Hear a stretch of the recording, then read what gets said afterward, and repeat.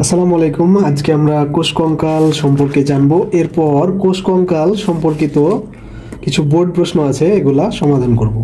তোমাদেরকে বোঝানোর জন্য প্রাণী কোষকে নিয়েছি। তো প্রাণী কোষের এই যে এইটা হচ্ছে কি বলতো, কোষ ঝিল্লি, ঠিক আছে, বা প্লাজমা মেমব্রেন।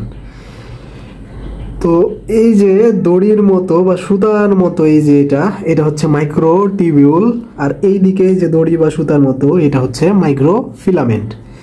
আবার দেখো এই যে এইটা কিন্তু জালের মতো, হ্যাঁ, এই যে জালের মতো, এটার নাম হচ্ছে ইন্টারমিডিয়েট ফিলামেন্ট। তো দেখো এইটাকে জালের মতো কেন বলেছে, এটার কারণ হচ্ছে জাল কিভাবে থাকে দেখো, এই যে একটা সুতার সাথে আর একটা সুতা যুক্ত হয়ে, আর একটা সুতার সাথে আর একটা সুতা যুক্ত হয়ে, এভাবে।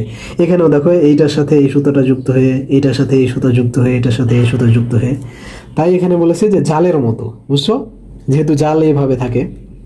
তো এখানে কথাটা বলেছে যে কোষ ঝিল্লি অতিক্রম করে কোষের ভিতর ঢুকলে, তাহলে এই যে এইটা হচ্ছে কোষ ঝিল্লি, এটা অতিক্রম করে কোষের ভিতরে যখন ঢুকবা, তো ঢুকলে অসংখ্য দড়ি বা সুতার মতো বস্তু জালের মতো ছড়িয়ে থাকে। তাহলে দেখো এগুলো কিন্তু দড়ি বা সুতার মতো বস্তু, দেখো জালের মতো হয়ে ছড়িয়ে আছে, ঠিক আছে, জালের মতো হয়ে। তো এগুলোকে কোষ কঙ্কাল বলে। তাহলে দেখো এইটা এইটা এই যে এইটা, এই সবগুলাকে মিলাইলে হবে কোষ কঙ্কাল। তো তিন ধরনের তন্তু দিয়ে কোষ কঙ্কাল গঠিত। একটা হচ্ছে মাইক্রোটিবিউল, এই যে এটা হচ্ছে মাইক্রোটিবিউল। আর একটা হচ্ছে ইন্টারমিডিয়েট ফিলামেন্ট, এই যে এইটা হচ্ছে ইন্টারমিডিয়েট ফিলামেন্ট। আর একটা হচ্ছে মাইক্রোফিলামেন্ট, এই যে এইটা হচ্ছে মাইক্রোফিলামেন্ট। তো এই যে তিন ধরনের তন্তু, মানে মাইক্রোটিবিউল, ইন্টারমিডিয়েট ফিলামেন্ট আর মাইক্রোফিলামেন্ট, এগুলো হচ্ছে অ্যাক্টিন, মায়োসিন ও টিউবিউলিন দিয়ে গঠিত, বুঝছো। এখানে এটাই বলেছে যে অ্যাক্টিন, মায়োসিন আর টিউবিউলিন দিয়ে এই তিন ধরনের তন্তু গঠিত। তার মানে এইটা আর এইটা অ্যাক্টিন, মায়োসিন আর টিউবিউলিন দিয়ে গঠিত। আর এই কথাটা একটু বুঝে নেই যে কোষ কঙ্কাল ভিতর থেকে কোষটিকে ধরে রাখে, এটা দ্বারা কি বুঝাইছে। তুমি যদি আমার হাতটাকে কোষ কঙ্কাল মনে করো, এবং এইটাকে যে কোষের এই সাইডটাকে এই যে কলমটা মনে করো, আর এই যে কোষ কঙ্কালগুলো এগুলাকে আমার হাতটা মনে করো, তাহলে দেখো এই যে আমার হাতটা কিন্তু কলমটাকে এভাবে ধরে আছে, তাই না। তাহলে আমার হাতটা কি বললাম, এই যে কোষ কঙ্কালগুলো, আর কলমটা হচ্ছে কি, কলমটা হচ্ছে যে এটা। তাহলে আমার হাতের জায়গায় এই যে এই কোষ কঙ্কালগুলোকে রাখো, আর এই যে কলমের জায়গায় এই সাইডটাকে রাখো, অথবা এই সাইডটাও রাখো। তাহলে কি হচ্ছে, হাতটা যেমন কলমটাকে ধরে আছে, হাত মানে কি কোষ কঙ্কাল, আর কলম মানে এই যে কোষটা বা প্লাজমা মেমব্রেন এখানে বোঝাচ্ছে, যেমন ধরে আছে। তাহলে এই যে কোষ কঙ্কালটা কিন্তু এই যে কোষটাকে পুরোটাকে কিন্তু ধরে আছে।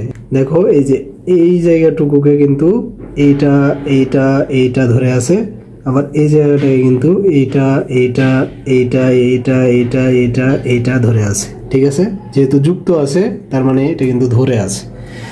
তাহলে যেহেতু এগুলা কোষের ভিতরে থাকে, তাই বলা যায় যে কোষ কঙ্কাল ভিতর থেকে কোষটাকে ধরে রাখছে। তো বরিশাল বোর্ড 21 সালে একটা প্রশ্ন এসেছিল যে কোষ কঙ্কাল কি। তো দেখো কোষ কঙ্কালটা কি এখানে আমি লিখেও দিয়েছি, এখানে কিন্তু বুঝিয়েও দিয়েছি, ঠিক আছে। তাহলে কোষ কঙ্কাল কি এটা কিন্তু তুমি জানোই, তাহলে এটা সুন্দরভাবে বলে দিবা। ময়মনসিংহ বোর্ড 22 সালে একটা প্রশ্ন এসেছে যে অ্যাক্টিন ও মায়োসিন প্রোটিন কোন অঙ্গাণুতে থাকে। তো দেখো এখানে কি বলেছে যে অ্যাক্টিন, মায়োসিন আর টিউবিউলিন দিয়ে এই তিন ধরনের তন্তু গঠিত, মানে অ্যাক্টিন, মায়োসিন আর টিউবিউলিন মিলিয়ে মাইক্রোটিবিউল, ইন্টারমিডিয়েট ফিলামেন্ট আর মাইক্রোফিলামেন্ট গঠিত। আর এই তিনটাকেই বলছে কোষ কঙ্কাল। তাহলে অ্যাক্টিন ও মায়োসিন থাকে এই যে তিনটাতে, আর এই তিনটাই তো কোষ কঙ্কাল, তার মানে অ্যাক্টিন ও মায়োসিন থাকে কোষ কঙ্কালে।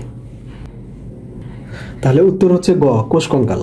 আর বরিশাল বোর্ড 21 সালে একটা প্রশ্ন এসেছে যে কোষ কঙ্কাল কি। তাহলে দেখো এই যে এই কথাগুলা তুমি বলে দিবা, হ্যাঁ, যে এই যে কোষ ঝিল্লি এটা অতিক্রম করলে অসংখ্য সুতার মতো বস্তু জালের মতো হয়ে ছড়িয়ে থাকে, এগুলোকে কোষ কঙ্কাল বলে।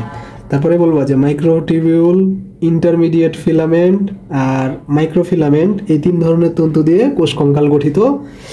আর এই যে মাইক্রোটিবিউল, ইন্টারমিডিয়েট ফিলামেন্ট আর মাইক্রোফিলামেন্ট, হ্যাঁ, অ্যাক্টিন, মায়োসিন আর টিউবিউলিন দিয়ে গঠিত, ঠিক আছে।